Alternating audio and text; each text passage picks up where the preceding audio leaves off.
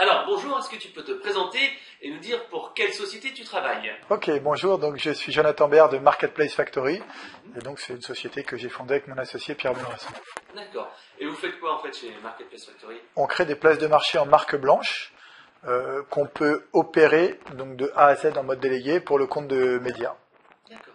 Alors justement, on parle de Marketplace, ça vient tout à fait au sujet des sites internet. Quand on a un site web éditorial, comment on peut faire justement pour monétiser un petit peu son audience? Quels sont pour toi les quelques éléments indispensables? Donc à part bien sûr la publicité qu'on connaît déjà, Oui. qu'est-ce qu'on peut utiliser comme levier? Alors c'est vrai qu'il y a la publicité, il y a aussi les comparateurs de prix qui s'installent en marque blanche ou qui poussent des widgets sur les sites éditoriaux. Alors ça a certains avantages effectivement qui sont la qualité du lead n'est pas très importante. En revanche, il y a du trafic qui est sortant. Donc une fois que la personne est sortie, on ne la monétise plus. On ne sait pas ce qu'elle a acheté, pour combien elle a acheté, on n'a aucune information sur l'acheteur. Ouais, c'est comme si on mettait une boutique Amazon sur un site web.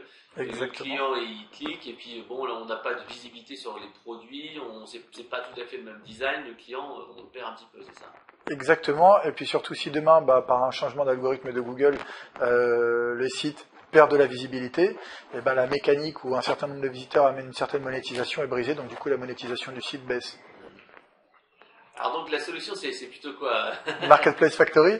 Alors l'idée c'est d'aller voir des sites donc une thématique plutôt définie ou d'interagir sur des vraiment certaines catégories du site et de faire une place de marché en marque blanche, donc vraiment à l'image du site, donc l'internaute ne voit pas qu'il change de site et qu'on va pousser du contenu donc e-marchand au sein d'articles via des widgets. Donc par exemple je lis un article sur The Avengers, ça va sortir bientôt. On va pouvoir directement acheter le DVD sur la place de marché du média. Mais en plus d'acheter le DVD, vu qu'on est sur une marketplace et que donc on n'a ni stock ni logistique, on peut en plus acheter tous les goodies. Donc on peut acheter des t-shirts, les t-shirts, les casquettes, jeux vidéo, etc. Et pour ça, on va sourcer les marchands. Donc on s'occupe de la place de marché de A à Z. Donc on va sourcer les marchands. Évidemment, on prend des marchands qui ont une certaine expérience. On les gère. On va gérer les utilisateurs. Donc le média n'a rien à faire. D'accord. Et quelles sont un petit peu les bonnes pratiques que doivent mettre en place un site de contenu pour mieux vendre, optimiser ses ventes? Est-ce qu'on peut mettre en avant avec des chartes graphiques? Est-ce qu'il y a des petits trucs et astuces qu'on peut utiliser ici? C'est surtout une mise en avant, on va dire, qui soit vraiment en corrélation avec l'article. Une jeune femme, prenons la mode, il y a un article sur les petites robes de l'été. Effectivement, il faut lui proposer en tout une sélection qu'elle puisse directement acheter des petites robes de l'été. Si elle va s'amuser à proposer les produits, on parle de petites robes et on propose du rouge à lèvres, bon, c'est sûr qu'on va pas transformer. Donc il faut vraiment un contenu qui soit lié à l'article. Et ça, pour ça, on a un moteur qui le fait de manière automatique, mais aussi on a une équipe qui s'occupe de manuellement mapper les produits aux articles. D'accord. Donc en fait, vous êtes capable, vous, de faire un mapping manuel entre les articles qui sont publiés et les produits qui seront mis en avant dans chacun des éléments. Exactement, en fait, on a des dictionnaires qui vont faire remonter certains produits automatiquement, et puis à partir de là, on fait une validation, et puis on peut en choisir d'autres si jamais ça ne correspond pas, puisqu'effectivement, il y a l'œil humain qui va un peu choisir le produit un peu fashion, qui a un peu de style, etc., qui va remonter. Donc là, c'était la première chose, l'optimisation, donc l'intégration. Donc l'intérêt aussi de la personne, c'est peut-être aussi après de faire du contenu spécifique pour promouvoir justement ces produits de la marketplace. Par exemple, quand c'est la fête des pères, peut-être une sélection spéciale fête des pères. Si c'est l'été, ma sélection des produits, des maillots de bain, des petites robes comme tu le disais.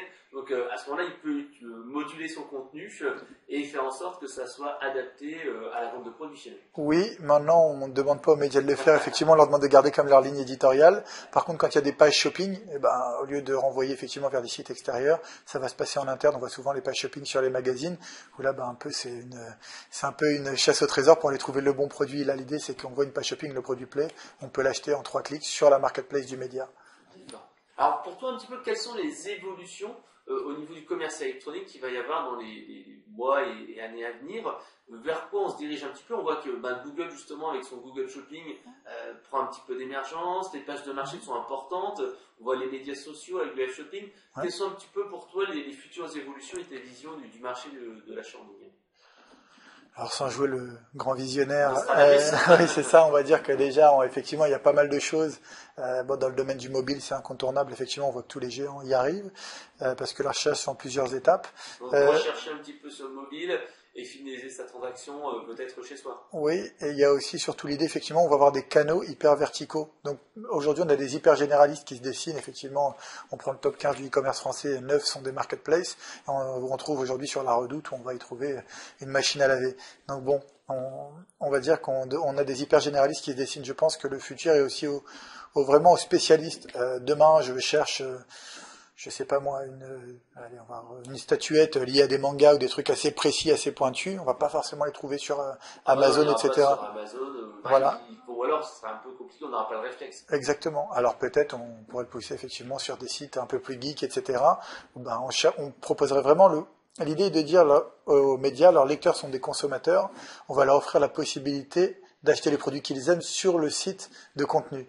En fait, l'idée c'est de créer vraiment une offre exhaustive liée à leur contenu éditorial sans stock ni logistique. Ouais, c'est vrai que c'est important d'avoir vraiment pas d'attirer n'importe quel acheteur, mais attirer un acheteur chaud, Ouais. et ensuite proposer le bon produit. Par exemple, ils ont aussi, je pense chez vous, les gens qui font de la preview, ça c'est également important, c'est de dire il y a un produit qui va sortir dans quelques mois, exactement. Commencer à faire un article, préparer comme ça un petit peu son arrivée, et bien sûr avec le moteur qui est là, quand le produit sera sorti, il proposera directement dans la vente. Exactement. Et en plus, un des avantages, alors pour revenir un petit peu en arrière de la marketplace, c'est effectivement demain Google change un peu son algo, chute de trafic, vu que le média s'est constitué une base de données d'utilisateurs en sachant ce qu'ils consomment, quel est leur panier moyen, etc.